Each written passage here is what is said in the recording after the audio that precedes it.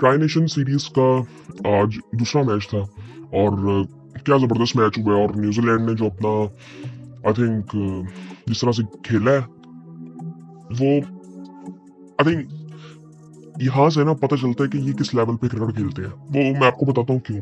पहले हम score card देखते हैं, फिर उसके बाद मैं बात करता हूँ। आज सिर्फ ये बात नहीं है कि उन्होंने रन्स बनाए, विलियमसन ने सब कुछ, ये चीज नहीं है। उन्होंने पूरा गेम खेला किस तरह से है दोनों टीमों ने, मैं आपको बताता हूँ आज।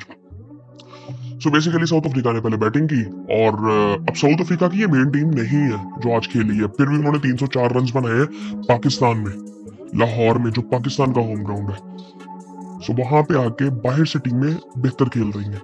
सो यार साउथ अफ्रीका की मेन टीम नहीं थी, उनकी आई थिंक कह सकते हैं कि बीसी टीम थी और मेन प्लेयर्स तो उनके सारे बाहर बैठे हुए थे।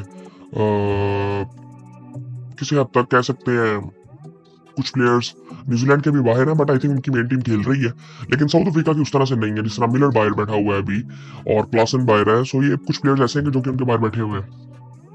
सो खैर साउथ अफ्रीका ने पहले बैटिंग की और उनमें एक डेब्यू होता है। चार प्लेयर्स ने आज डेब्यू किया और मैथ्यू ब्रिड्सकी उसने 150 रन बनाए डेब्यू पे 148 बॉलों पे, 11 चौके 5 छक्के उसने लगाए। बवुमा ने 20 रन बनाए। ओपनिंग पार्टनरशिप डिसेंट थी बट बवुमा जल्दी आउट हुए और जेसन स्मिथ ने फिर नीचे से 41 रन बनाए। फिर केल वरीन, इनको हमने देखा था पहले भी आई थिंक पाकिस्तान की सीरीज में, और ये जल्दी आउट हो गए थे। फिर उसके बाद मर्डर थे, ये भी इनका भी शायद डेब्यू था। इन्होंने भी 64 रन बनाए 60 बॉलों पे, 1 छक्का 5 चौके लगाए, 18 एक्स्ट्रा थी। तो किसी तरह से 304 रन बना लिए साउथ अफ्रीका ने और डिसेंट था total. But I think bowling में उस तरह से एक्सपीरियंस नहीं था, जिसकी वजह से आई थिंक न्यूजीलैंड बहुत अच्छे तरीके से इसको चेज कर गई। न्यूजीलैंड की अगर बॉलिंग की बात की जाए तो हेनरी ने 10 ओवरों में 59 रन दिए, 2 आउट किए।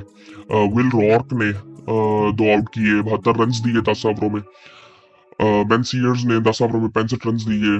मिचेल सेंटनर ने 10 ओवरों में 62 रन दिए और माइकल ब्रेसवेल ने 43 रन देकर 10 ओवरों में 1 आउट किया। सो अब ये न्यूजीलैंड की तरफ से भी कहा नहीं जा सकता कि बहुत अच्छी बॉलिंग की थी न्यूजीलैंड ने, उनको भी मार तो आई थिंक पड़ी है। लेकिन आई थिंक मुझे लगता है कि ये विकेटें बिल्कुल सीधी है ना यार, हमें इस पे ऐसे ही खेलना है। आपको 300 350 रन का कम से कम सोचना ही पड़ेगा यहाँ पे, अगर आपने यहाँ पे जीतना तो पाकिस्तान को भी ये चीज थोड़ी सी देखनी है। खैर फिर न्यूजीलैंड बैटिंग के लिए आता है और न्यूजीलैंड जबरदस्त स्टार्ट करता है। विलियम 19 रन बना के आउट हो जाता है, लेकिन उसके बाद डेविन कॉनवे आज खेल रहे थे सचिन रविंद्र की जगह पे। उनकी अब पता नहीं क्या सूरत हाल है, लेकिन वो इंजर्ड तो थे, बॉल बहुत गंदा उनको लगा था, पता नहीं क्या उनकी सूरत हाल है। अपडेट मुझे पता नहीं अभी कि वो आगे जाके अभी अवेलेबल है कि नहीं है, बट वो आज का मैच तो नहीं खेले थे, कौन में खेले थे। उन्होंने 97 रन बनाए और क्या वो आई थिंक वो 100 करते करते वो बेचारा आउट हो गया। वो जबरदस्त बड़ा कैच पकड़ा था उसने, डाला ने नहीं, डाला बॉलिंग कर रहा था मुथु सामी ने। सो केन विलियमसन ने 133 रन बनाए, बट इंटरेस्टिंग चीज ये नहीं है 133 रन बनाए, 133 रन बनाए 113 बॉलों में, 117 के स्ट्राइक रेट से और मैच को फिनिश किया। और इसके बारे में ना मैं एक बात करना चाहता हूँ। इस कैटेगरी में जितने प्लेयर्स आते हैं ना, ये केन विलियमसन हो गया, रूट हो गया, विराट कोहली, बाबर आजम और स्मिथ हो गया, इन सब की अगर मैं बात करूं ना, सो इन सब में ना जो एक बैटर अगर मुझे चूज करना हो ना कि जिसको रन्स करने आते हैं किसी भी कंडीशंस में, वो विलियमसन है। वो उसकी मैं वजह आपको बताता हूँ। मुझे अगर टेस्ट बैटर चुनना हो तो शायद मैं रूट और स्मिथ की तरफ चला जाऊं, लेकिन कंडीशंस का इशू वहां पे आ जाता है। अगर मुझे देखना हो कि प्रेशर में सबसे बेहतर कौन खेलेगा, तो मैं कहूंगा कि यार मैं कोहली और विराट कोहली और विलियमसन में मैं कहूंगा कि इनमें से कोई बेहतर हो सकता है। मैं अगर कहूंगा कि कोई भी शॉट मारे और वो शॉट बड़ा क्लासिकल खूबसूरत लगे तो मैं बाबर आजम की तरफ चला जाऊंगा। बट अगर मुझे चूज करना हो कि मैं सब कुछ साइड पे कर देता हूँ, कंडीशंस को भी साइड पे कर देता हूँ, फॉर्म को भी साइड पे कर देता हूँ, और मैं कहता हूँ कि एक बैट्समैन मुझे चुनना है कि जिसको पता हो, जो जल्दी से एनालिसिस करे कि मुझे यहाँ पे रन किस तरह से करने हैं, तो वो विलियमसन है। इसने पहले मैच में एक इनिंग खेली थी जिसमें स्ट्राइक रेट बहुत कम था और बहुत से लोगों ने बात की, इवन मैंने भी कहा कि यार फॉर्म तो वापस सही, बट आई थिंक रिक्वायर्ड ये नहीं था। बट वो टीम की नजर से अगर देखा जाए तो वो बहुत अच्छी इनिंग थी। सो सो इस मैच में अगर देखें तो वो रिप्लाई उनका बड़ा जबरदस्त था। 72 बॉलों में उन्होंने 100 किया पहले, उसके बाद मैच को फिनिश किया क्योंकि 2-3 विकेटें उधर गिरी वहां पे। जिस तरह लेथम आउट हुआ, मिचेल आउट हो गया जल्दी से, कॉनवे 97 पे आउट हो गया।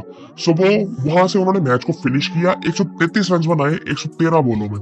पहले उन्होंने 70 बॉलों में 100 रन बनाए थे, फिर आगे उन्होंने तकरीबन 50 बॉलें खेली और वो रिक्वायर्ड ही वो था ना, वो स्ट्राइक रेट ही उनका बेहतर था आई थिंक उस तरह से। आई थिंक 33-34 ओवरों में तो ये 235 पे खड़े हुए थे ये, और ये बड़े आराम से उसने फिर चेस किया। और जिस तरह से वो रन्स कर रहा था, जिस तरह की शॉट से खेलता है, जो इसकी शॉट सिलेक्शन है रन्स करने में कि यार मैं अगर फॉर्म में नहीं हूं तो मुझे रन्स किस तरह से करनी है, वो गेम अवेयरनेस, खुद की गेम को समझना, मुझे लगता है कि इससे बेहतर इस कैटेगरी में कोई नहीं है ऐसा।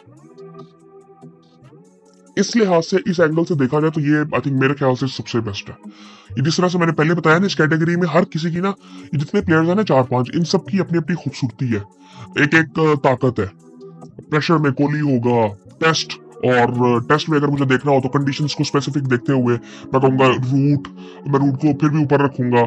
स्मिथ मैं कहूंगा अगर उसको रन्स करने हैं तो जब वो रन्स करता है वो लंबे रन्स करता है। फिर मैं अगर कहूंगा खूबसूरत शॉट्स, क्लासिकल लगे इनिंग्स, उस तरह से मैं भी कहूंगा कि बाबर ने बहुत कम इनिंग्स ऐसी कि जो कि I think match winning innings ऐसे लगी हो, है बहुत ज्यादा, बट ऐसे नजर नहीं आया जिस तरह विराट कोहली की नजर आया। अब फॉर एग्जाम्पल विराट कोहली के फेलियर्स बहुत ज्यादा है, बट केन विलियमसन के इवन फेलियर्स बहुत ज्यादा है। आज उन्होंने 100, आपको पता है पहला ये लास्ट टाइम 100 कब किया था ओडीआईज में? 2019 में। पिछले 5-6 सालों में उसने 100 नहीं किया था, किसी ने उसके बारे में बात नहीं की। हम बाबर के बारे में अगर बात करें ना, मैं हमेशा बाबर की बात करता हूँ कि बाबर के बारे में ये कोई बात नहीं करता कि बाबर ने हमें वो वाले मैचेस में रन्स करके दिए हैं जहां पे हमें ऐसे तो लगा कि बाबर ने मैच को फिनिश नहीं किया, लेकिन अगर वो रन्स बाबर ना करता तो हम वो मैच कभी भी ना जीतते। बाबर ने ऐसी परफॉर्मेंसेस दी थी कि जहां पे हम उस कंडीशन में आए कि जहां पे हम मैच को हार नहीं सकते थे। बाबर ने शुरू में क्या कहते हैं उस तरह की इनिंग्स वो खेल लेता था, हाँ फिनिश नहीं करता था। वो एक आई थिंक मैं समझता हूँ कि वो टच मिसिंग था बाबर की अभी करियर में, जो कि मैं चाहता हूँ कि वो हमें नजर आए जल्दी बहुत। और से कुछ चीजें थी। इसी तरह कोहली का था कि प्रेशर में सबसे बेहतर कौन खेलेगा, कोहली खेलेगा, हमें पता है। इसी तरह विलियमसन, इसी तरह गेम अवेयरनेस जिस लेवल की इस बंदे के पास है अपनी बैटिंग के बारे में, आई डोंट थिंक सो किसी के पास भी। ये काम है, कूल है, और आई थिंक इस लिहाज से ये सबसे बेस्ट है। सो ये सूरत हाल थी। खैर इन्होंने भी 308 रन किए और अभी क्या कहते हैं 8 बॉलें पड़ी थी और बड़ी आराम से इन्होंने चेस कर लिया, 6 विकेटों से मैच जीता। उसके बाद अगर साउथ अफ्रीका की बॉलिंग की बात करें तो अच्छा, नीचे से आगे फिलिप्स ने भी 28 रन किए थे 32 बॉलों में।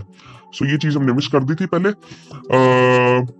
लेथम जल्दी आउट हुआ था, मिचेल ने 10 रन बनाए। फिर साउथ अफ्रीका की बॉलिंग की अगर बात करें तो नगीडी ने 7 ओवरों में 54 रन दिए, कोई आउट नहीं किया। इकोनॉमी थोड़ी सी ऊपर थी, तकरीबन 7.25 की। बोश ने 33 रन बनाए। आई थिंक ये